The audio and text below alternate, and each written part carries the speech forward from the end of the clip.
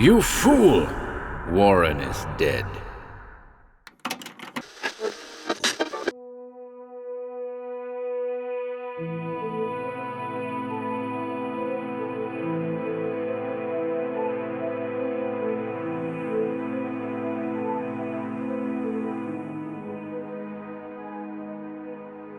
Welcome to HorrorBabble. We're back with another special project. I love working on these things when time permits, so I'm thrilled to share this one with you all today. It's a radio drama called Crossed Wires, which I'll describe as follows. In the latest episode of the UNTOLD Mysteries Podcast, the show's host, Dan Rogers, shares the strange story of a 1978 radio broadcast concerning a series of calls the station received from a man who claimed to be under the watchful eye of a mysterious sea creature. The production features two special guests, Erik Peabody, the fabulous American voice actor, known for his work on the Chilling Tales show, Horror Hill, and the one and only Tony Walker, the man behind the incomparable Classic Ghost Stories podcast. You'll find links to the work of both below. Dig your headphones out for this one, folks. And without further ado,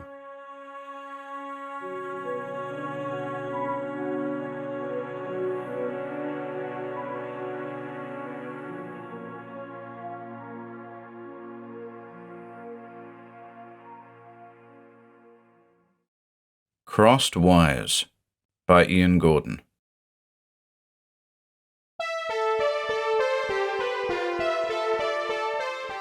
You're listening to the Untold Mysteries Podcast with Dan Rogers.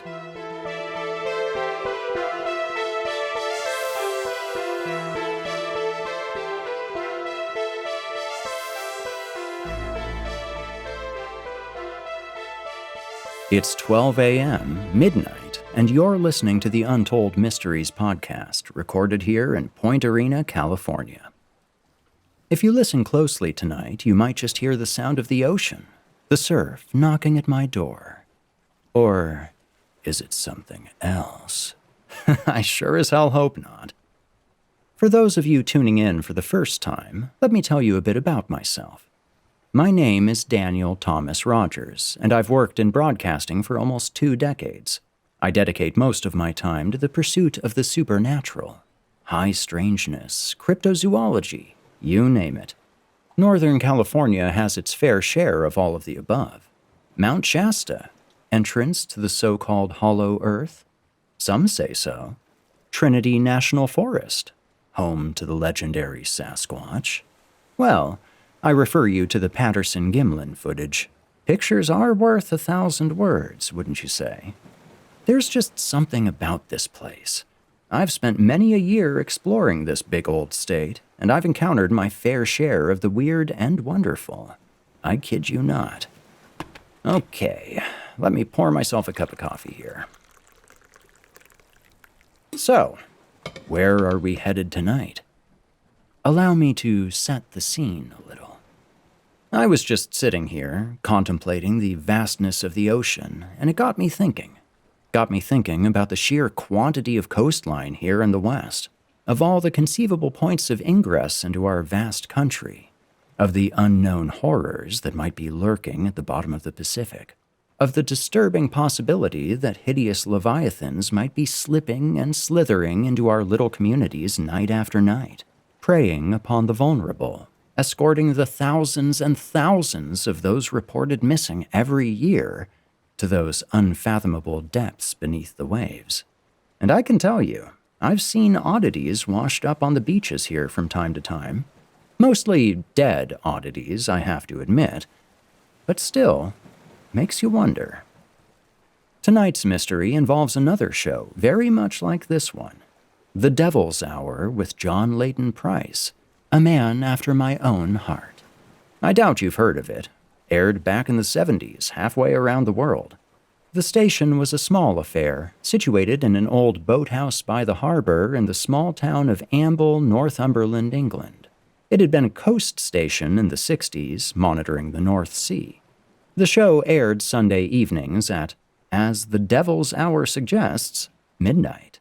Over the course of 60 minutes, Price would prattle on about strange phenomena in the Northeast, inviting local insomniacs to call in and share their unsettling experiences. This made for interesting listening, and one night, a bitterly cold night in the fall of 1978, things took a turn for the weird. I recently obtained a recording of the show in question, a recording I'll be sharing with you in full tonight. It came to me on a 7-inch reel. I had a hell of a job converting it to digital. A few edits were necessary, but as far as I can tell, nothing essential is missing from the broadcast. It's a recording truly worthy of untold mysteries, but don't take my word for it. You can make up your own mind. The recording follows, and stick around for my concluding remarks. Welcome to the Devil's Hour. This is John.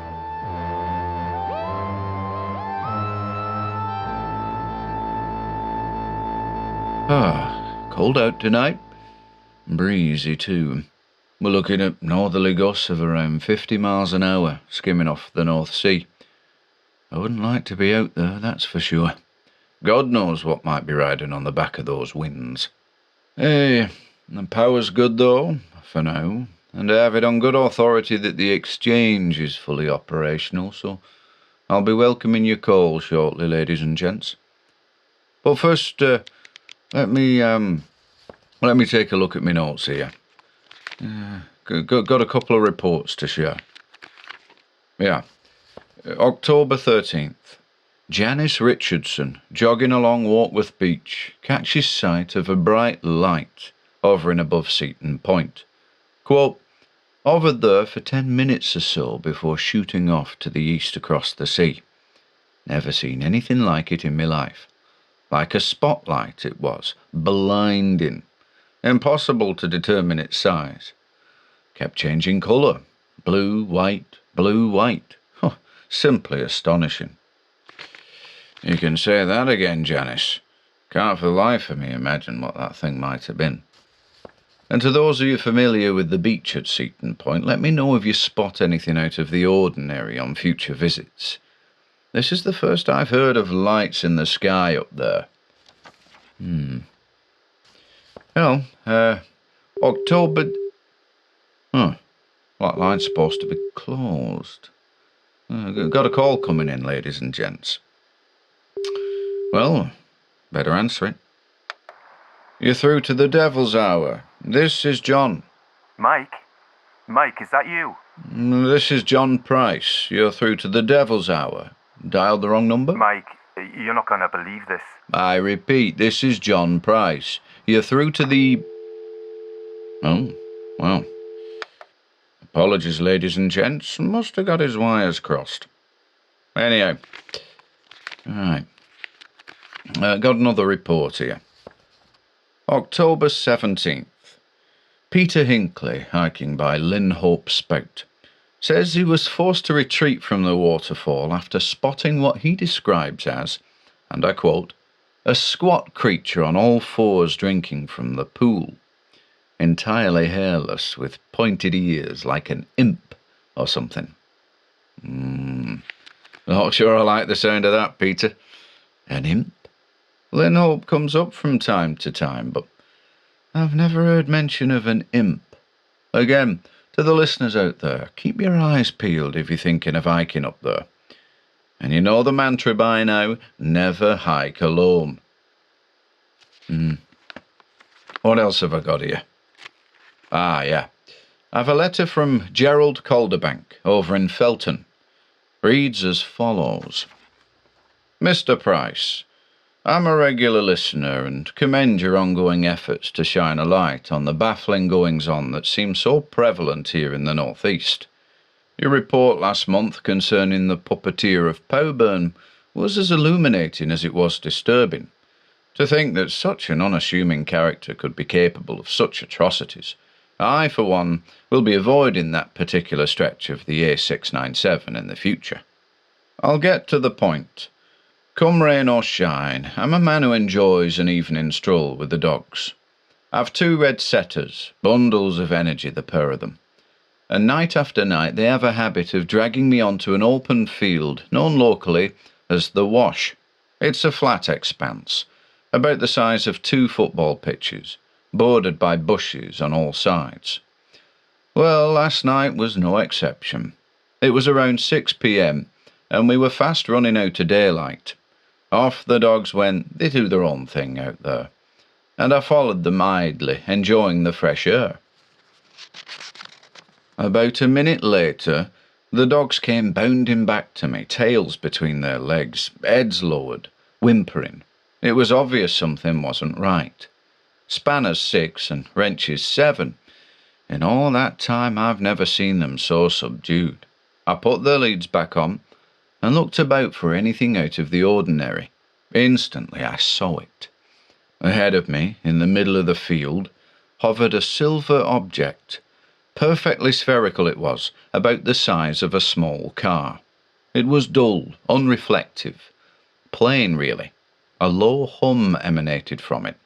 I could feel it in the pit of my stomach. I felt queasy, a little disoriented, and yet I found myself moving towards it. If it hadn't been for the dogs, I might have continued towards it. But as it happened, Spanner and Wrench were repelled by it, and they yanked me in the opposite direction. I yielded, and as I did, the object vanished, right before my eyes. 1 second it was there, the next it wasn't. Simple as that. I'm at a loss to explain it. I know there have been reports of similar things further up north. The Wooler eyeball comes to mind, but never in Felton. I'm hesitant to go back to the Wash, though I'm reasonably sure I'm in good company with the dogs. I wonder if sharing my experience on the Devil's Hour will stir anything in your listeners. Keep up the good work, and thanks for your time. Gerald Calderbank. Well, thanks for writing in, Gerald, and yes, it is highly reminiscent of the Wooler eyeball, though your report differs in that the object made a sound, whereas the eyeball is said to be completely silent. Still, it's a troubling report. An encounter upsetting to dogs, as we've discussed before on the show, is never a good thing. Well, I suppose we should take some calls. What do you think, ladies and gents? If you've had a run-in with a hovering sphere, be it silver, an eyeball, or otherwise, call me on 016. I'd love to hear from you, as I'm sure would Mr. Calderbank. Felton's a short drive from Amble. It's not beyond the realm of possibility that such an object might have passed over the station at one time or another. Could be hovering above the building right now. There's a thought. Perhaps not, but... excuse me, I've got a call coming in. You're through to the Devil's Hour. This is John. Mike, it's me, Phillip. Sorry, caller, but I think you've dialed the wrong number again. Listen, I've got to keep my voice down. He's out there. Who's out there? Come on, you should know by now. Who is this? Who do you think it is? It's me, Phillip. Well, I'm sorry, Phillip, but this isn't Mike. This is John Price, host of the Devil's Hour. Shh. He's out there. Who is out there? Where are you calling from? Damn, he's gone again. What do you think, listeners? Have we got a prankster in our midst? Wouldn't be the first time, would it? Bloody hell. What's going on here?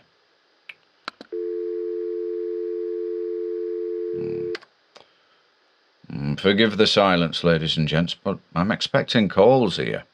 There's usually a queue by now. Either I'm broadcasting to the graveyard, or very few of you are in a talking mood tonight. Scratch that, there's a call coming in right now. You're through to the Devil's Hour. It's me again, Phillip. Sorry, I had to hang up, but he was getting a little too close for comfort. Okay, I'm listening. Who was getting too close? The king. The king? Yes, he's out there, and let me tell you now, he's wide awake. Where exactly? 100 yards or so out, riding the waves. His eyes glow in the dark like amber stars. He's just watching, working me out. And where are you? Bloody hell, Mike, where do you think I am? I'm upstairs by the bedroom window doing my very best to avoid his gaze. Waste of time, really. He knows I'm here. Those eyes of his see in the dark. You're on the coast? Well, the house is, yeah. What's going on with you tonight? You're not with it. Well, friend, that's probably because I'm not Mike. Not Mike. Correct. The penny drops. But you sound like Mike. My name is John. John Price. And for the third time now, you've come through to the Devil's Hour. The what? It's a radio show. But I'm sure you already know that, don't you? Never heard of it. That says maybe, but I think it's time... Damn it, there he goes again. Oh, I don't know. Sounds pretty manic to me. If he isn't pulling my leg, why doesn't he try calling someone else? What do you think, folks? You can call in any time. You know the number. 016... Anytime. Okay, well, if you're listening to the show tonight, can I ask you to give me a quick call? Just to confirm that there's nothing wrong with the line. I'd rather not spend the rest of the hour negotiating with a prankster.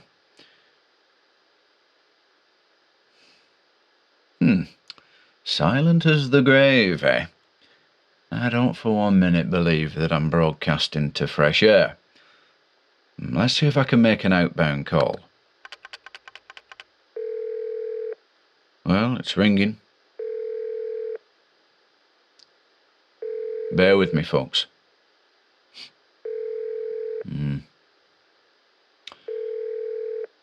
My friend in Morpeth isn't answering, but at least I know there isn't a problem with the line. Well, I suppose our mysterious caller is evidence of that. What's going on then? Prankster or not, he mentioned a king of some description. What was that, fish god story? Let's have a look. Got all sorts on the subject here. Ah, yes, here it is. The Isle of Seacliff and the Sleeping King. There's a book on the subject by Paul Harris. Are any of you familiar with it? Well, it concerns a little-known cult that's said to exist on Seacliff. It's called the Order of the Sleeper, and they're worshippers of a sort of fish god that visits the island every 50 years or so. Could this be the same king our mysterious caller was referring to? I reckon not, as the last supposed appearance of the thing, if I recall correctly, was during the Second World War. And as far... Ah, here we go. You're through to the Devil's Hour. This is John. Hello? John, what's going on here? Oh, here we go. What do you mean? My calls keep coming through to you. Well, if you keep dialing my number, you... Shh, I'm sorry, John, but I've got to keep it down. The king, he's closer now. Who is this king you keep referring to? They call him the Serpent King. Lives in the deepest part of the ocean, the coldest part. Communes with men in their sleep, seeking suitable prey. Suitable? Loners like me, dreamers, and there have been others. Many others. What does he look like? Apart from those amber eyes of his, I can't make much out. I can tell you one thing though, he's big, enormous. He's bobbing in the shallows, his gaze fixed on the house. Have you ever seen a ship at sea at night? Of course you have. It looms in the dark like a mountain, anchored to the ocean floor. It doesn't betray its nature. It simply is. And to see that mass from afar, from land or sea, is to come face to face with something inside yourself. That inexplicable fear of the unknown. The king is the ship, his eyes the navigation lights, and he's coming for me. Okay. Very good, friend. Quite the imagination you have. But can I just remind you that... Listen, this is no joke. He's out there. If only I could show you. If only he made a sound. Assuming for the moment that I believe you, where exactly are you? I'm at Craster, bottom of South Acres. Okay, I know Craster. When did you first see this thing? About 3 weeks ago. Okay, tell me more. On clear nights, I sit outside and watch the sea. I've done it for years. The ocean has always fascinated me, especially the North Sea. It's a privilege to live here. Well, on a very clear night, 3 weeks ago, I caught a glimpse of something on the horizon. It was little more than a silhouette, really. A great bulk backlit by the moon rising behind it. It's not a boat, I immediately thought. It was far too sinuous, rising and falling with the tide. Too sinuous and too massive, like an eel the size of an ocean liner. And on that very first sighting, I noticed those amber lights, the king's eyes seeking his prey. After that, I seen him every night, emerging from the waves after dark and sailing ever so slowly towards me, getting bigger and bigger, his eyes brighter and brighter. Where is he now? He's close, so close I can smell him. His is the scent of the deep.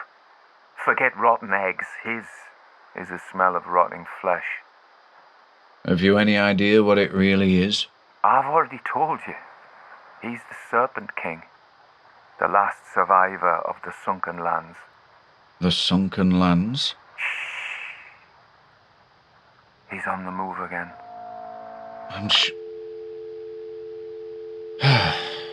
Well, there he goes again.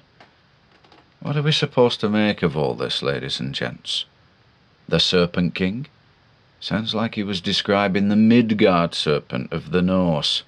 Where's Thor when you need him? I don't know about the Serpent King, but the weather's getting up out there. The station's practically rattling. Can you hear that? One moment, folks.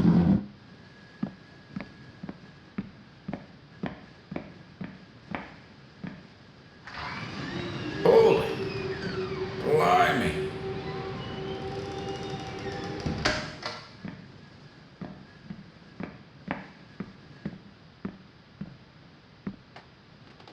Oh, Christ, it's apocalyptic out there. Ragnarok. Yeah. Well, if you're still breathing, Phillip, and you really do live at the bottom of South Acres, keep away from the windows. This storm's likely to blow 'em in. Same goes to the rest of you living on the coast. I wonder if that's the reason that he's... Ah, another call. You're through to the Devil's Hour. This is Dear God, he's rising from the waters.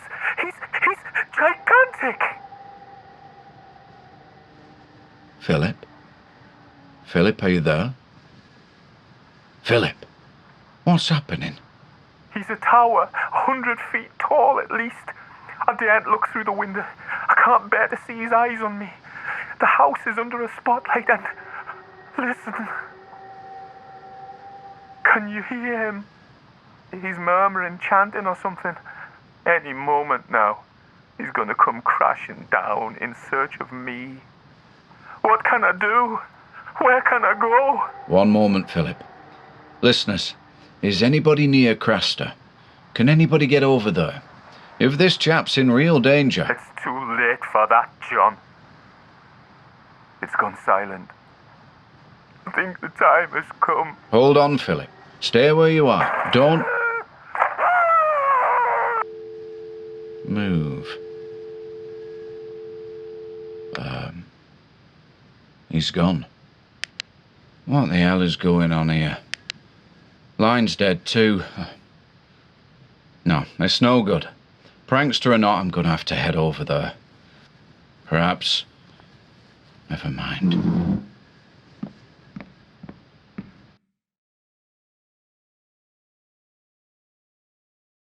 So there you have it.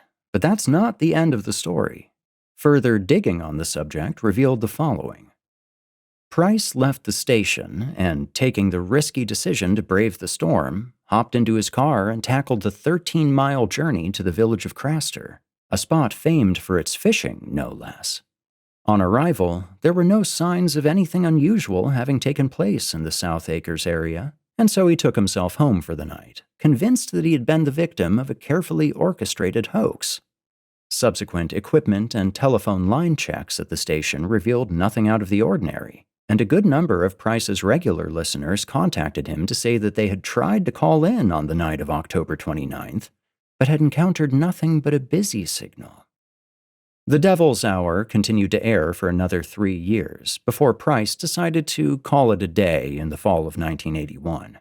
The mysterious caller, Phillip, was discussed on the show regularly over those years, often to the delight of Price's listeners, who considered the caller's alleged brush with a sea monster to be the, quote, biggest and most exciting mystery, unquote, the broadcaster had ever confronted. But there's a twist to the tale.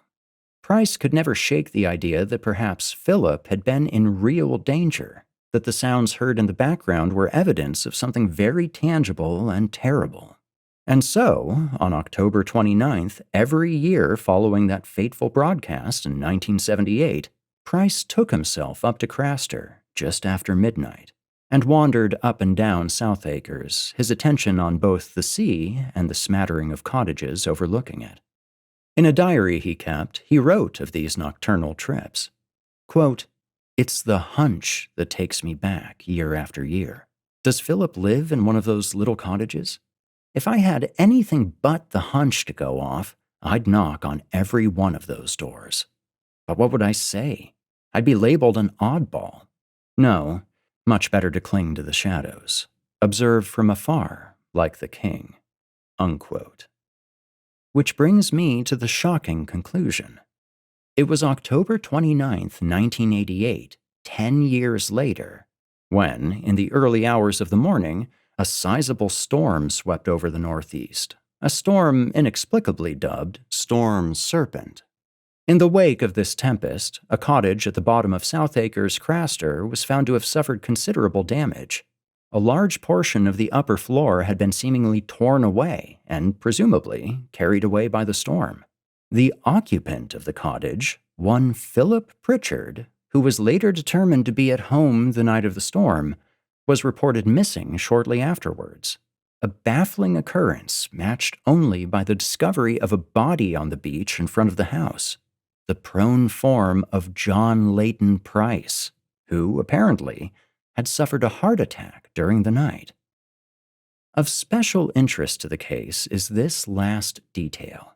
A friend of Pritchard's, one Michael Fish, honestly, you can't make this stuff up, said later that he'd repeatedly called Phillip that night, but had found the line to be busy each time.